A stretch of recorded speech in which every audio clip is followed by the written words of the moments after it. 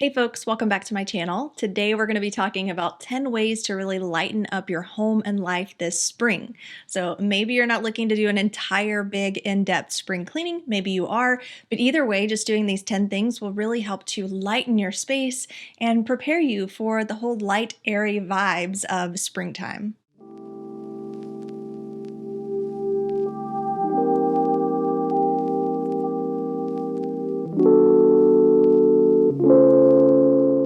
There's a season for everything, right? So winter is great for being a season of hibernation where you can just withdraw, not as much sunshine, you're getting a lot more rain and cloud-covered skies. So the windows and the blinds and the curtains and everything tend to stay closed more often.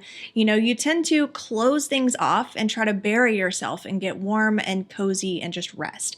That's what winter's great for. Spring is great because you get to remove all of those layers and you get to create a lightness and kind of come out of your hibernation and out of your shell and start to enjoy all of the things that springtime has to offer, literally smelling the roses. And as always, the best place to start making that transition is right there in your home. So that's what we're going to talk about today. Now, if you're new here, then hello, my name is Danielle. I chat all about simplicity and creating holistic and clutter-free spaces right there at home. So if that's something that you're interested in digging into a little more, then I invite you to click the subscribe button and turn on notifications. I'd also like to thank Skillshare for sponsoring this video, and I'll chat more about them later, but let's go ahead and dive in. Number one, tend to the windows. The windows are the eyes of the house, right? So let's open them up, brighten them, let in some sunshine. Even if you're not planning on doing an actual in-depth spring cleaning, the windows are one place that you probably are going to want to tend to because they've likely been closed. They may have accumulated a lot of moisture from the wet winter seasons. And so it can be really great just to go through this time of year, if no other time, and use the Windex or whatever glass cleaner you use and make sure that the blinds and the curtains are actually cleaned and dusted and maybe they need to run through the wash or something. This is the time of year to take a look at those things because you likely haven't been paying much attention to them for the past several months. Also, this is a really great time for reconnecting to the outdoors and just letting in some of that sunshine that you've probably been greatly missing over the past several months, especially if you're here in the Pacific Northwest like I am. I'm always just eager for sunshine by the time we get to the end of winter. It could never come soon enough. So give it a try. Go open up the windows. If nothing else, open up the blinds and just let in that fresh sunshine. Number two, lighten the load of laundry. All of our clothes for the winter are obviously very heavy and cumbersome a lot of times. They can be expansive inside of your closet and take up a ton of space. There may be a few in-between items that you want to hold on to during the spring months for when it's a little breezy or a little too chilly, but a lot of the really heavy, thick, wool, fuzzy sweaters can be put away for the season. And there may even be some that you're ready to declutter and remove from your home altogether. Now, if you're like me, I keep all of my seasons of clothing inside of the closet year-round.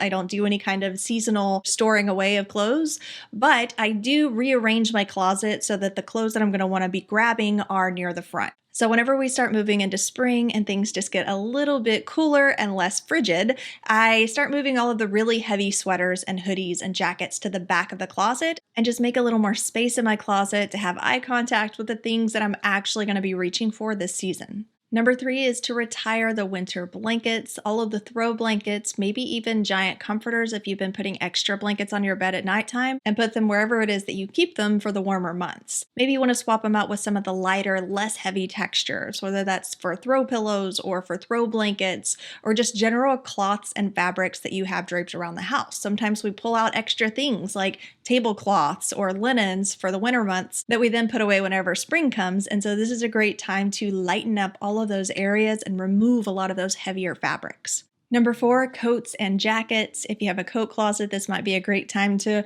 remove some of the things that you haven't been wearing this winter and go ahead and donate or sell those, or to relocate them if you'd like to use that storage area for something different during the seasons when you're probably not going to be reaching. Or if you're like me and you keep your jackets in the same area as all of your other year-round clothes, if you have a more minimalist closet or wardrobe, you can just shove them in the back of the closet until next winter. We're going to pivot a little bit for number five, which is dense foods. So of course the winter is known for all of the really heavy, calorie dense, carb high, just foods, all of the sweets and the big meals and lots of food and getting together with family, which encourages more eating.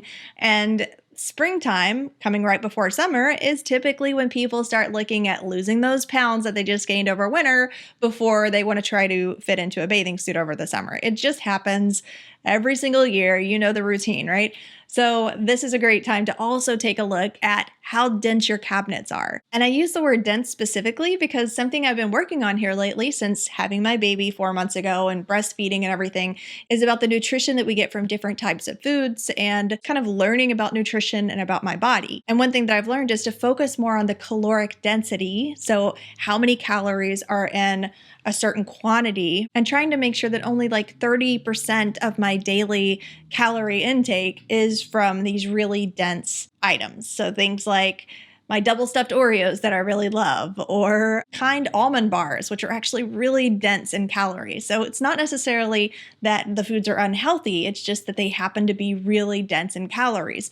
Versus if I were to eat a handful of grapes or some strawberries or fruits that I also happen to really love, those are much less dense because they have so much more water in them. Not that I'm teaching you to diet or anything. This is just something that I've been paying attention to, and it is one area where you can really lighten your home, especially after the really heavy holiday seasons that are in the winter. Number 6 is finances. This is a great time of the year to really have a no spend challenge or to decrease your spending because you're already going to be saving in areas like utilities.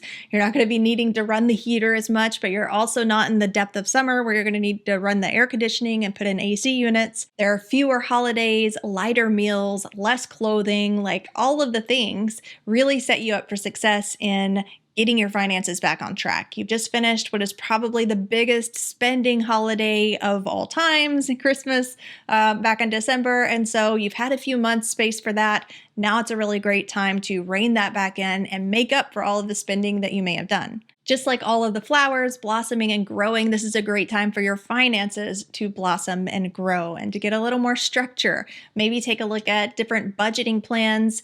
I have one myself that I'll link down in the description. You can also check it out in this video here that I did on how we plan our finances. And if you want to see like how we budget and plan everything out, spring is a great time to do that. Spring is also a great time for creativity, which is something you can really tap into and even learn to monetize with our sponsor today, Skillshare. Skillshare has always been a platform for sharing and learning new skills and cultivating growth through passion projects.